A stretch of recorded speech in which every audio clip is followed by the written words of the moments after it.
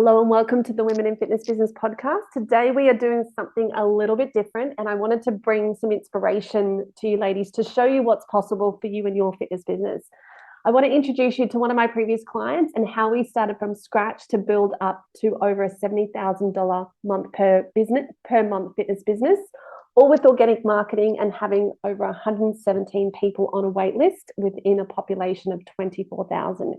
He has 17 years of experience working in coaching, 13 years of those as a successful PT business owner, and 4 years of those now working as a business coach. He is super passionate about the power of the mind and spirit in all facets.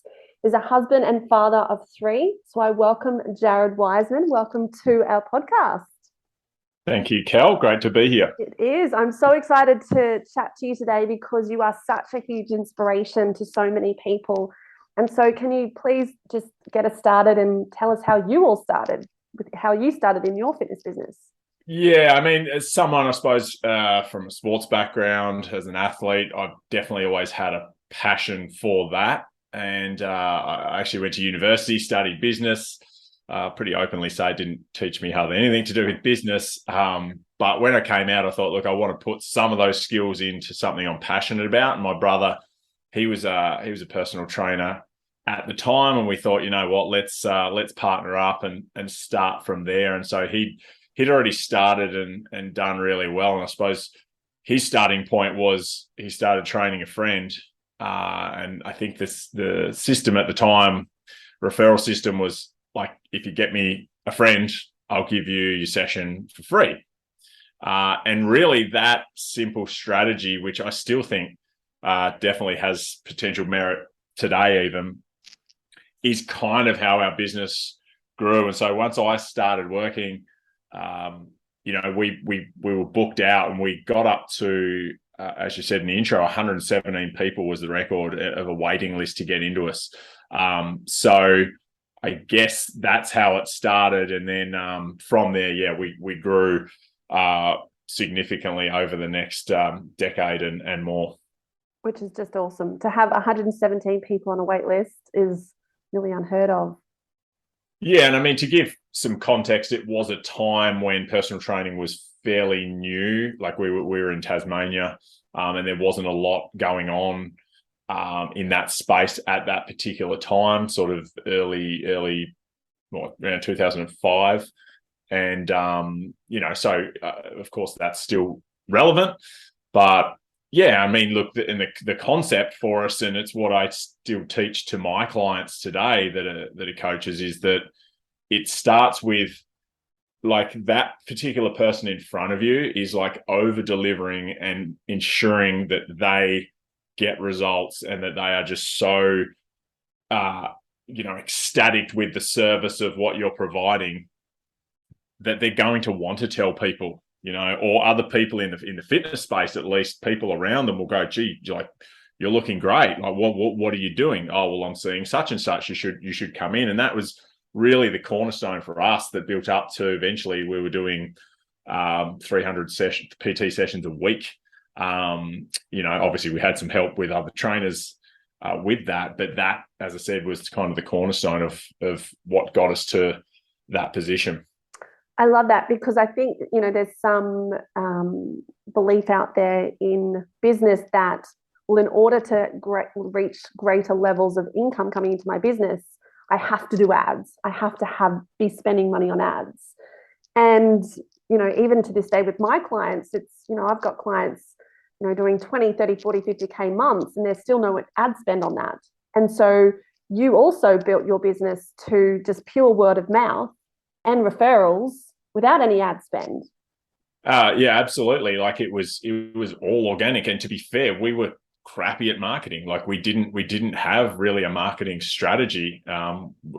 Obviously my brother and I were two simple blokes that, all we thought about was getting the result with a client. And I think it's something that gets lost a lot today, that the grass is always greener type mindset with, I just need new clients. I need new clients. I need new clients. And my father, who, albeit would say didn't think we listened to him a lot, but we did take on some of his advice around business. And he used to drum into us that you're far better off to be focused on keeping your existing clients than to be not looking after them and chasing new clients. It's a lot easier to hang on to an existing one than to find a new one. And so, again, looking after who you've got in front of you. It's not to say that there's nothing wrong with wanting to grow, of course, but look after who you've got and just still keep that front of mind that that's what your business is about getting the client the result of what they want.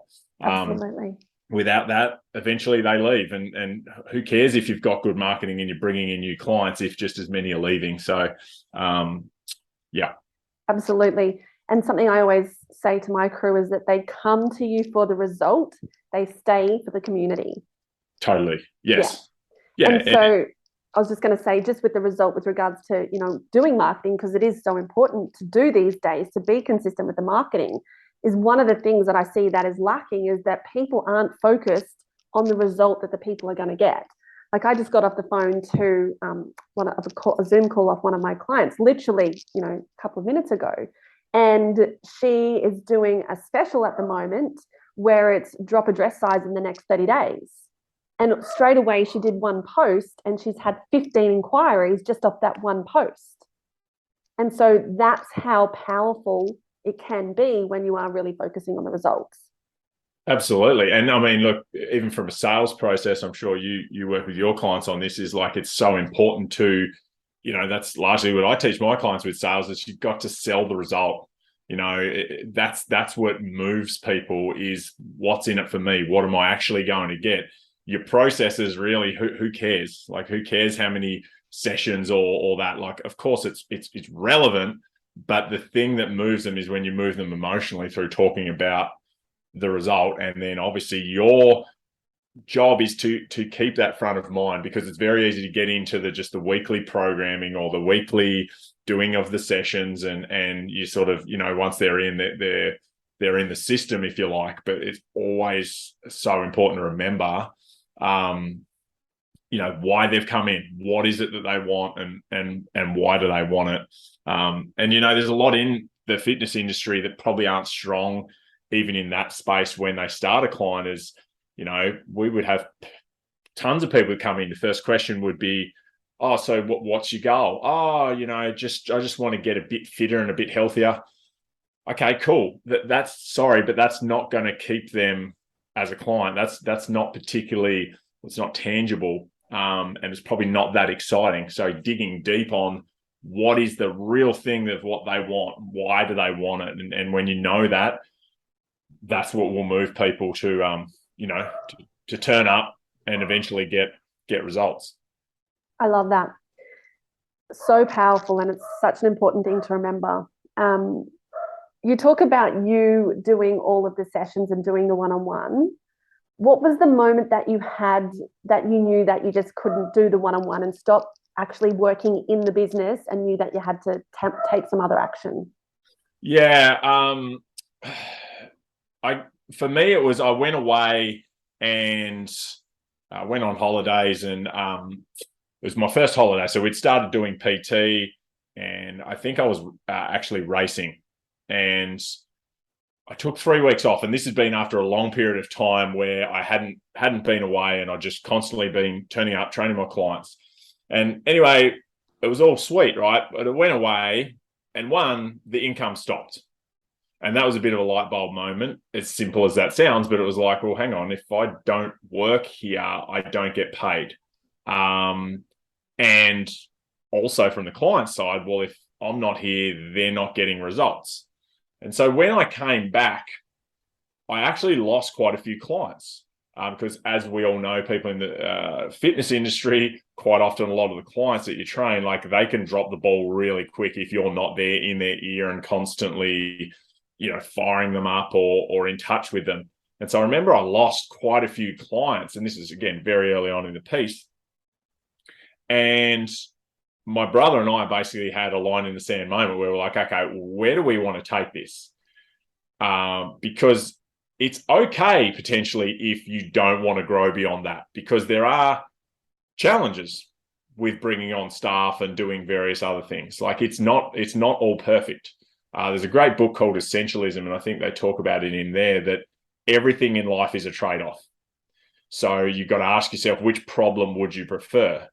And for me at that stage, I didn't consciously think of that, but I guess that was part of the decision making is, well, what do I want? Do I want to have this safe, protected business where I can be flexible within my hours and I don't have any other headaches and I've got a nice income? But if something were to happen to me, I've got nothing. What do I want? Or do we want to grow this thing and take on more risk, potentially more stress, more headaches? What was it that you wanted? And for us, it was like, I guess what came back to was, we've got all this demand here. We've got more people we need to look after. Like, we're really passionate about changing people's lives.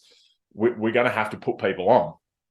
And so that's when the process of, training trainers and employing people, and trust me, from where we were from, there wasn't PTs around. Like, at that point, it was a case of, we need to get people into courses and we need to get people qualified. It wasn't like today where, there's thousands of trainers readily available.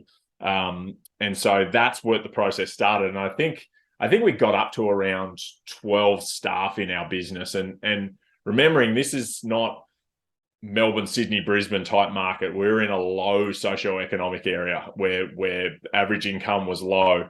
And, a hell of a lot of the percentage of that population were never going to be our clients, right? And interestingly, we probably charged a premium service at that point as well. So that's another example that, if you do really well at what you do, you can make it work. But yeah, sorry, I probably jump all over the place there, but that was the line in the sand for us, was like, well, do I want this safe thing here? But, if something were to happen to me, that's not a business. That's a job that you've created for yourself. I love that, because there's a lot that goes into what you just said. If there's the thinking of the vision, what do you actually want? And I love how you sat down and really determined what that actually was for you guys at the time. And that felt aligned for you. And you didn't do that just because you felt like you should do that. It was like, that was the path you took because at the time that felt like the right thing to do. I feel like also a lot of people can also get caught up in like, this is what I should be doing. I'm seeing someone else do this. This is what I should be doing. But you guys did it because that's what felt right for you. Yeah. And I guess the positive at that point was there wasn't a lot of precedence around us to compare ourselves to other people. So we actually had a clear mind that wasn't infiltrated by, copying the masses. Competition. Like, yes. It was like, for us, it was just like, okay, well, what do we do here? And like, as I said, I mean, we're really proud of what we've done or did with the business. But it certainly wasn't easy beyond that. We were exactly right. There was headaches, there was stresses, there was, with every business. It doesn't matter what level you're at. Yeah, totally. But again, it's like, what problem do you want? I mean, it got to a point with the business where I didn't have to work, and look, there were some lessons in that as well, of some stuff that in hindsight, like, look, I got that wrong, but I guess in some kinds of ways I could say I was semi-retired in my early 30s, where we'd set up a business.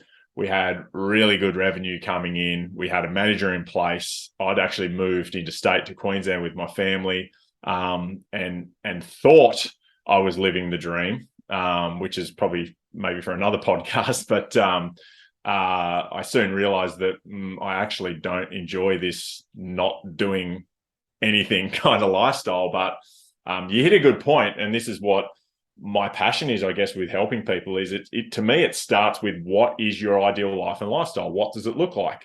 And for me, I've openly said this, and I remember sitting with my friend in maths in high school, not doing maths, and we were literally coming up with business plans. We would get in trouble, but we were sitting there going, oh, how do we not have to have a job? Like, what have we got to do because I saw my father hate what he did. My whole life growing up, Sundays was mass depression in our household because, stay clear of dad, he's shitty because, he's got work tomorrow. And for me, I'm like, why? Like, you don't have to do that. And so for me, I've never been someone that wants to work 60-hour weeks. some people could say, oh, well, that's lazy or whatnot. Call me whatever you like, but I don't want to do that. And one thing I'm very proud of, I've certainly got more goals and ambitions and whatnot through business, but I quite literally am living the lifestyle I want. And I've created that in my mind. I love being a dad. I pick my kids up from school any day I want. I don't pick them up some days because I don't want to. I can see all their sport. I can do all of that sort of stuff. I can exercise when I want, and that was created by me. And I think that's a key message for everyone. Is it starts there. Your job and your business should complement that lifestyle, not sort of you try and build your lifestyle around your business. And I think that's what where a lot of people go wrong. Absolutely. The other part of that I just want to touch on is that we see all of the time through our feeds is that follow this blueprint and you can do this, follow this and you can do that. We are all so different as to what lights us up, what our lifestyles look like, and it's not going to fit into someone else's blueprint just because they didn't. This is what they're doing. And this is why it's just so important to come back to what is important for you. When you know with complete clarity of what that is for you and where you want to go, then it's like, great, we know what action to take. We can know exactly the steps that you need to take to help you get there, and we can bridge that gap. But yeah, it's just I see that all the time, and it's like, just because that 5-step plan to get this worked for you, it may not be right for you. And so it's marketing, and that's what I think. I've certainly got caught up in it myself, where you see those things and you're like, if they're good at marketing, you'll look at it and go, like they've got the secret formula. That's the way to all my success. But, and I know you teach this sort of stuff, Kel, is like, we do really need to step into our intuition more. And, again, probably for another podcast, but I think the overconsumption of social media causes so much damage to all business owners and their creative mind. Yes. That creativity comes from, I'm sure I think there's an Einstein quote on this or something, but silence and solitude and staying away from it as much as you can. By all means, be a creator, but avoid that consumption. Look, a healthy amount is okay, but the trouble with them is once you jump on there, it's a rabbit hole that, I know I'm 100% guilty of it. The next thing you go, oh shit, where did that 2 hours go? Yeah. So again, maybe I've gone on a tangent there, but that's what we do in our conversation. Yeah. Just to show you how much we can go off on a tangent, I think Jared called me on Monday and just for a quick chat, and I think it was like 90 minutes later we get off after covering so much territory. Just what we do. But yeah, it's just coming back. And I think the last couple of years, if it's taught us anything, and is that really coming back to our authenticness. What is actually really important to us? What lights you up? What makes you happy? And that is going to be different for everyone. So, when we're starting these businesses and growing these businesses, like I've got clients now that are just doing little pivots at the moment. They're like going, you know what? This is actually really important to me right now. And I'm just going to do a little pivot. And that's okay. That's just part of the journey. But it's just knowing with complete clarity what does freedom, does happiness mean for you? And I think what people do a little bit as well is, even when it comes to like, what is it that I want in my life? Like, maybe this is a pretty deep conversation, but like, what do I want? I still feel like a lot of people then will answer, even if they're by themselves, they'll still answer what they think the right thing is to write down. Yeah. Like I can say hand on heart, like, some people's like, I want to provide the best education for my children. Like, I don't care about from a formal education. Like, that does not light me up at all. Now, I could put it on a vision board and I want to send them to the best private school. I don't generally care about that. But if you do, listening to this, awesome. But what does light me up is my eldest son, say his soccer is providing him the best opportunity to go as far as he can with that, because he's passionate about it. He loves it. And I'm like, that fires me up to say, to be able to invest in him with that side of things. Or for me, it might be snowboarding trips or different stuff like that. That's me. That's what I really want. And that's my ideal life and lifestyle. I don't, course I care what my wife thinks and whatnot, but I mean, when it comes to that stuff, it's like, I don't care what pleases other people. This is what I want in my life. So yeah, a bit deep, but yeah, and this is something I teach with my human design, is that we're all very different, but it's coming back to your authentic you, and it's honoring you and being okay, letting go of the people pleasing, just honoring yourself. Because when you do that, you will lead that happy and fulfilling life. Like you said, schooling versus soccer side. For you, that's your thing. Perfect. But it's probably not going to be your thing. And that's completely okay. So it is just really honoring that and just staying true to yourself, which, after doing this, being in the fitness industry for over 25 years, that's, if I could say one thing from that, it's definitely that, for the many of those years is like, I should be doing this and I should be doing that. Where right now, I'm very much similar to you. It's like, I love being able to do what I want when I want. Fly to Bali, go to friends' houses, do the different things during the day, and just, live that dream lifestyle of having my amazing clients, but having that balance as well to enjoy life. It's cliche, but life is extremely short, and it's about creating memories because it's a long journey. So let's create memories along the way and have fun while doing it in whatever capacity that is for you. Yeah, absolutely. And I think, I mean, on a business specific thing on that side of things is like, I've experienced this and I've seen it so much with my clients, is where they'll come up with their package or their service offering. And a lot of it is either stuff they've heard or seen from other people, and they don't deep down feel good with it. And when you don't feel aligned to it, because it might be a price thing, but it might be also that a particular part of it, that just doesn't feel right. And if like, I've seen it so many times with clients where they're not making sales, but yet they're doing this, they're marketing, they're putting their content out, and I'm like, what's going on? And I always go back to, tell me how you feel about your thing. And I remember one client, actually, I asked her, when you think of bringing on a new client, how does it make you feel? She said, stressed. I said, interesting. Now, her particular business model was a bit different, but she hadn't brought on a new client for like 12 months because her mindset was, I associate stress with bringing on a new client. You ain't going to make sales if that's how you feel. And so it was about unpacking what that is and feeling great about when you bring on a new client, not, oh, I'm uncertain, or I don't feel like there's good value there, or whatever it looks like. So that's super important for anyone growing a business, is you've got to feel good about what you're selling. You've got to feel certain, because if you don't, the other party certainly won't, and you won't make sales or anywhere near as many as what you could be. If you speak in my language, one of the things I always say to my clients when I'm putting together offers is like, would you actually buy that? And if it's not a hell yes, this lights me up and I would buy it, then you need to adjust it. Yeah. Because people pick up on that energetically. And so we adjust our offers. And every single time, it even, like I just said, I just got off a Zoom with a client. It's like, we went through a specific offer for something that's coming up, and it really lit her up. She's like, yes, that is so exciting. I love that. I would buy it. Tick. That's what we're getting out there. Yeah. Yeah. And you see it just starts to pour with, like, one of the guys I'm working with at the minute, same thing happened. He just had all this friction, and he'd just been tinkering along, bit here, bit there, but he was having runs dropped off. We really broke it down, and we said, like, I want this to feel incredible. Like, you're adding so much value.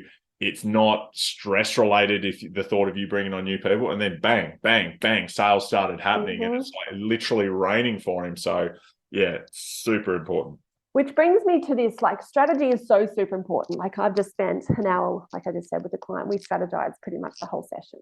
But there's what you bring up before about when you asked your client, if, one more came on, how would you feel? Stressed. You can still take all the strategies under the sun, but if you've got this mindset of some block belief that's holding you back, then no strategy is going to overcome that.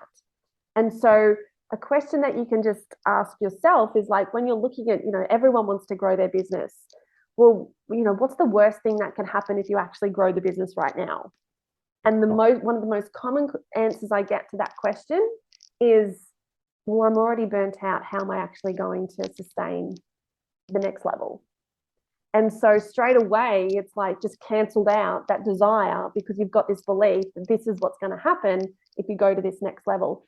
So can you just touch on a little bit about the mindset of, going from zero and starting from scratch to a 70K plus per month business? Like, what sort of mindset is involved with that to allow you to continually grow and scale your fitness business?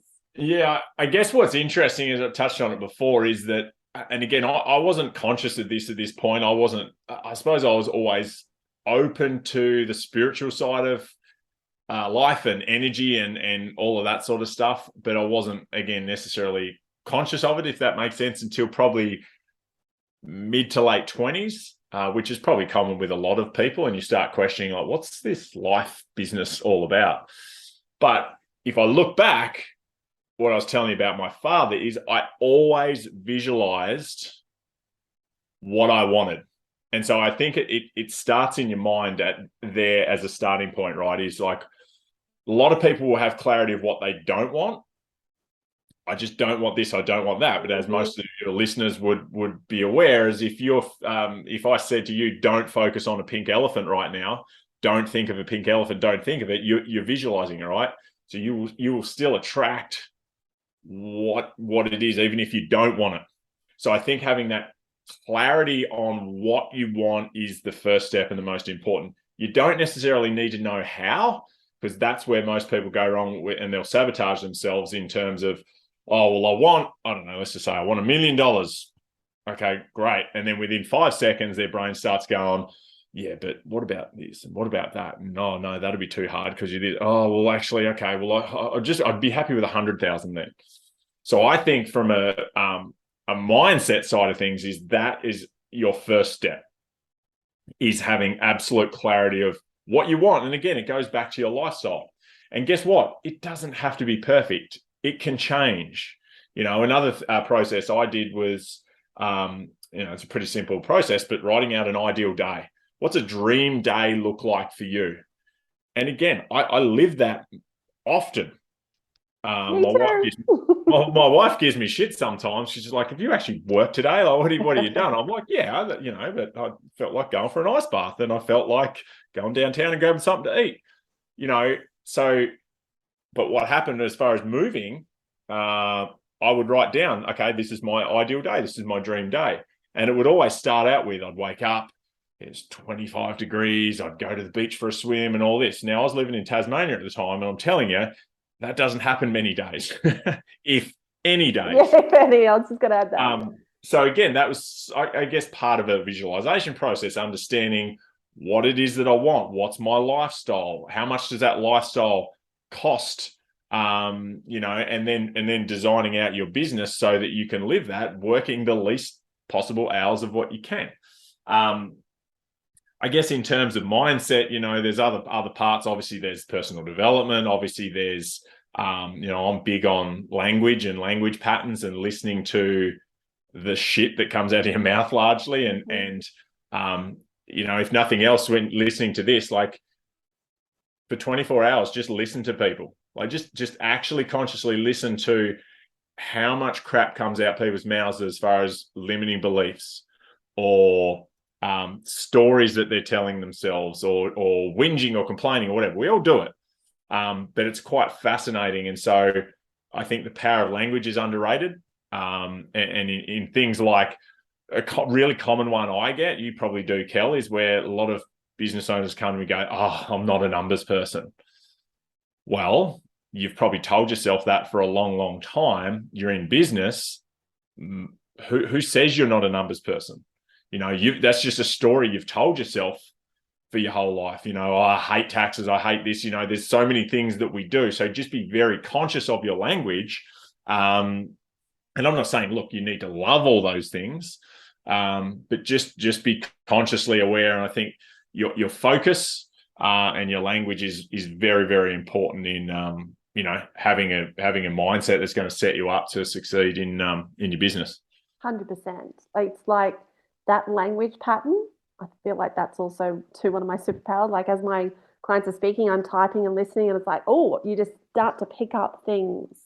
And I think I said in my last podcast, if you actually just listen and have that awareness of what you're actually thinking and where your focus is during a day, you'll start to see why you're at where you are.